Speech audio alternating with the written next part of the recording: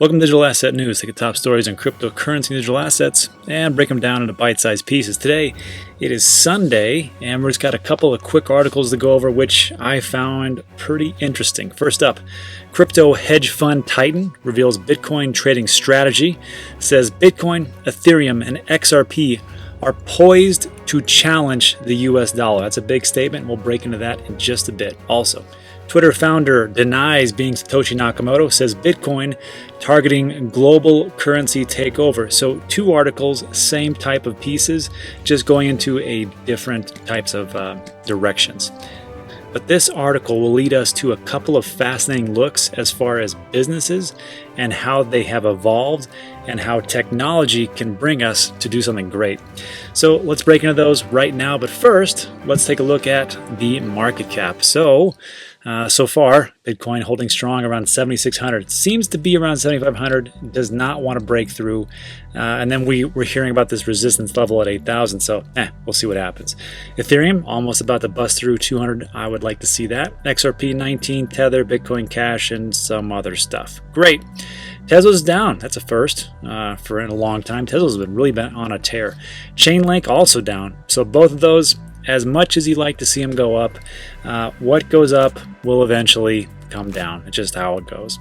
And some pretty steady gains. Amazing. Ethereum Classic 7%. Where was Cardano up 8%. That's pretty amazing.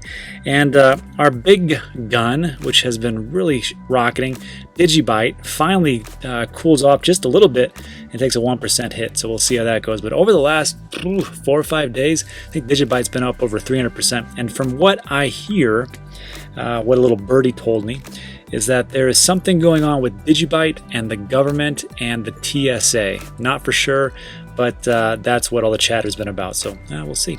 All right, let's break into today's story. So first up, hedge fund Titan reveals Bitcoin trading strategy. So of course I saw this, I'm like, what's going on? What's happening here? And who is this guy? So first up, Dan Morehead, Chief Executive of crypto investment firm and hedge fund Pantera Capital, says leading digital assets like Bitcoin, Ethereum, and XRP will challenge the supremacy of the US dollar in the long run. That's an interesting, bold statement. Who is this guy?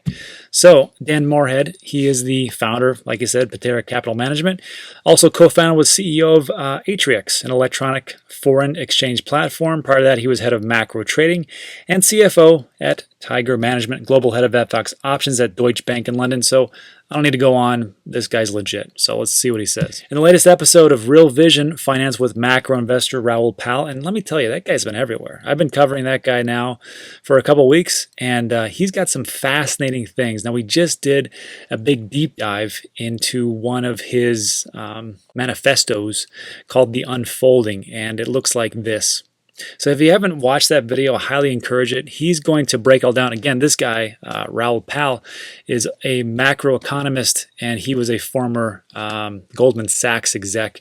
And he just lays it out, and he says, look, it's going to be bad for a while, but Bitcoin and cryptocurrency is going to go from $10 trillion to $100 trillion market.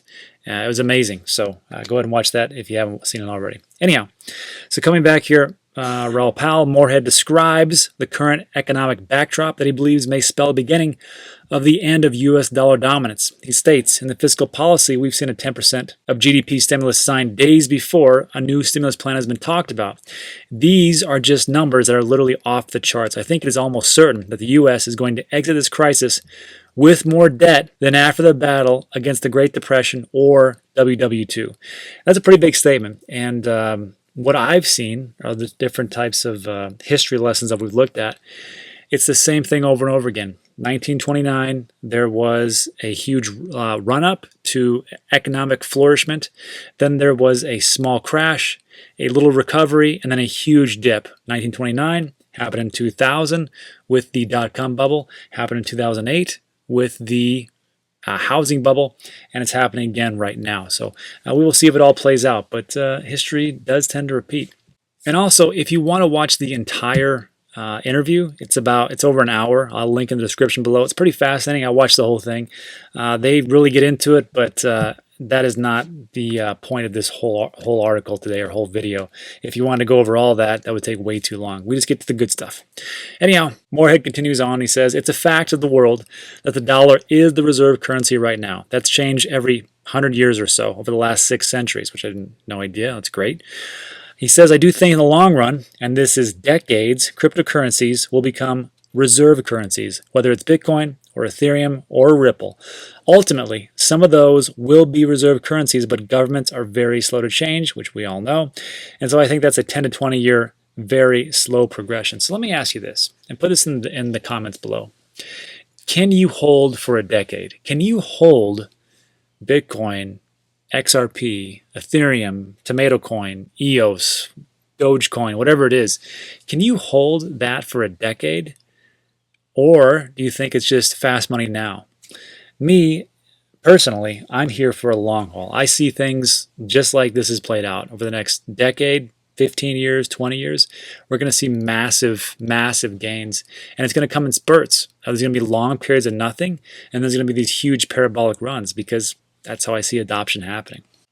Now, when asked which cryptocurrencies have staying power, the crypto investment firm executive says there's only a handful. He says it's going to be a single digit of very important blockchains. So all those hundreds that are out there, they're all going to be wiped away. And we're going to have a small amount. I think we all know that. We cannot have that many. There is an overlap of services. We don't need that many. But I do see it that it's not just Bitcoin or nothing. There's other things out there. I see Bitcoin as a store of value. I see it as digital gold as it's becoming that. I think it will innovate, and I think it'll be better as time goes on. I see Ethereum as smart for smart contracts and DeFi, and I see XRP for rapid payments. And that's just how I see these types of things. And then I'm big into smart contracts, and that's why I invest into EOS and Cardano and Chainlink for the Oracle and now Tezos. So we'll see. And these same sentiments are also shared with Moorhead. He states it's already starting to shape up where you're seeing Bitcoin not really change very much of being really good at storing wealth.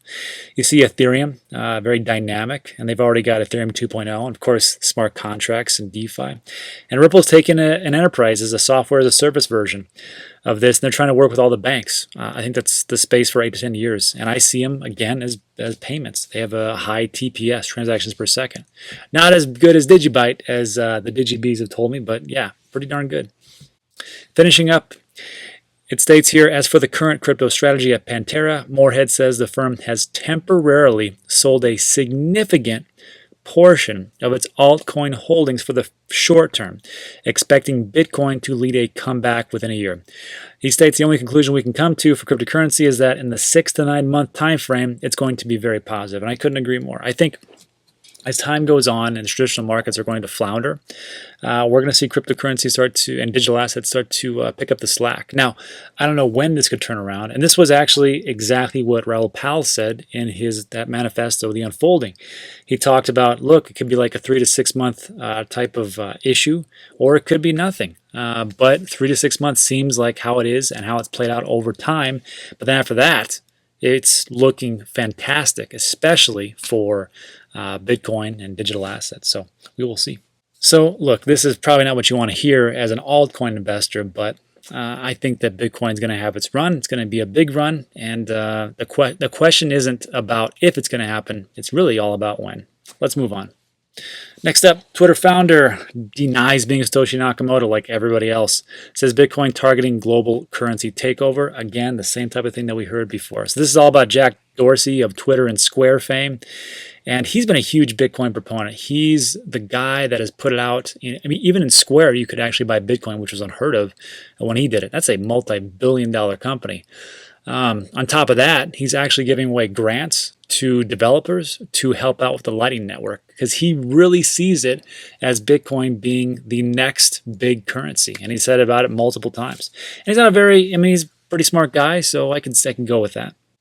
So this is all about a podcast that he did with MIT research scientist Lex Friedman. He stated this: I think the most beautiful thing about it, talking about Bitcoin, is that there's no one person setting the direction, and there's no one person on the other side that can stop it. So we have something that is pretty organic in nature and very principled in its original design. I think the Bitcoin white paper, he says Bitcoin white paper is poetry. So this is a question for everybody out there. Do you think that that's actually a good thing? That there's nobody in charge? There's just nobody. There's a guy or a group of guys or a group of women or a combination of two that created this white paper and no one knows who they are, or he is or she is. And the actual wallet for Satoshi Nakamoto has stayed dormant. No one has touched it at all in all these years. So is that a good thing that nobody can stop it? Or that it can't have any direction, just pretty much just, does what it does. So is that good or bad? Let me know in the comment section below. Always interesting thoughts. Moving forward, when asked whether the top cryptocurrency will decouple from fiat and take over as the world's reserve currency, again, what the other economist said, he agreed. He says definitely, but I think the bigger ramification is how it affects how society works. I think there are many positive ramifications outside of just money. Money is a foundational layer that enables so much more. And what he's talking about here is he's talking about frictionless payment options. And he's talking about especially in African countries. And this is something that I never even thought about, but Jack would know a lot about because he spent a lot of time down there to help out the unbanked. And this is what he says. So he gives the example of an experience of an entrepreneur who started a ride-hailing company in Ethiopia. Dorsey says that the businesswoman had to focus on solving the issue of payments instead of thinking about providing a great rider and driver experience. The entrepreneur stresses that the payment issue stunted the growth of the business. And I got to tell you, for me as an entrepreneur and a multi-business owner, it's the same thing because I don't have to think about that. I just say, well, do you want to pay with your credit card or your debit? And it's either Stripe, which pretty much processes all the transactions online, or PayPal, or for my other business on Amazon. Amazon does all the transactions. I don't have to think about that. It just happens automatically.